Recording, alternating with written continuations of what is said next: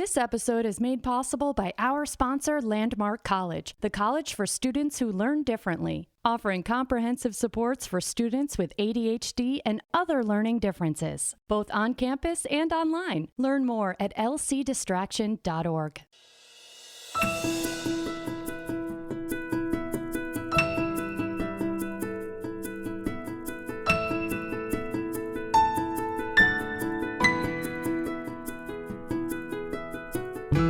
Everybody, welcome back to Distraction. We are doing a mini episode today. One of the things that I was thinking about as we were talking about what we were going to talk about in this episode is how frustrating and overwhelming notifications can be, right? I know this sounds contradictory to everything that we've talked about before because you know I love notifications. Alexa yells at me to let me know when to walk my dogs. I get alarms to let me know when I should take certain medications, things like that. So those are notifications too.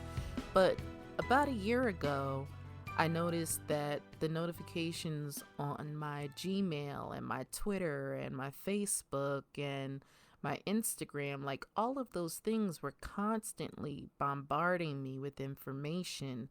And I was always jumping to see what was going on and checking the notifications.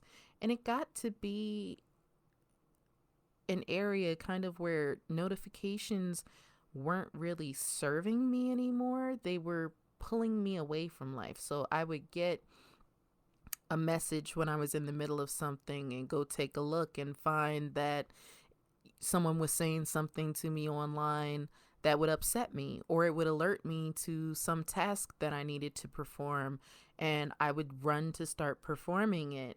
And so it was pulling me out of the current thread of my life and kind of forcing me to constantly be on the phone, on social, on the email, working all the time. And I think disconnecting from the notifications has helped me in the sense that now I don't feel so constantly obligated to go just take a peek and find out what's going on, right? We've heard a lot about how things like social media interact as far as like the dopamine hit of being interacted with and getting feedback. And I don't know all of the science on that, but I can agree that I've found notifications to be a disruptive presence in my life to a certain extent.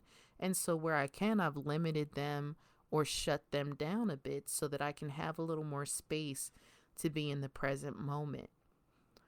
If you're trying to do that, there's a couple different things I would suggest. Take a look at your computer, phone, tablet, etc., and find out which notifications are useful, like the alarms that tell me to take my medicine, and which ones are disruptive, like the one that lets me know a random person who I don't know just liked my selfie on Instagram. Figure out which notifications are making you happy and which ones are making you unhappy. Is there a text message that's coming in from a person that you don't like? You know, you can silence those. Really, like, use your technology to curate your experience in a way that's not causing you additional stress.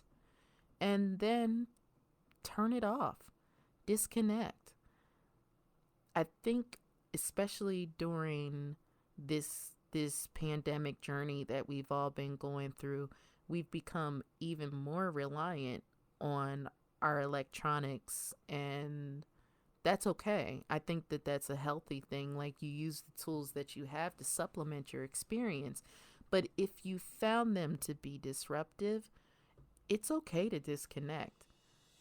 And I think that's the thing that we've kind of gotten away from. Like, this digital age has brought us to a place where we're constantly available, and we don't take much time to think about whether constant availability is what we want or if it's helpful to us.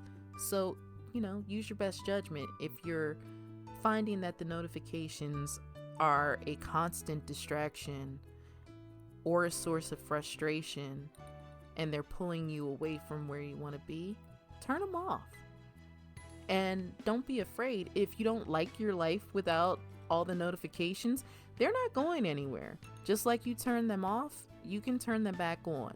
So don't be afraid to experiment with your maximum or minimum notification level to see if you can find a happy medium for yourself, which is really what it's all about. Thanks for tuning into the mini episode. Until next time, I'm René Brooks. Please reach out to us and let us know what you think.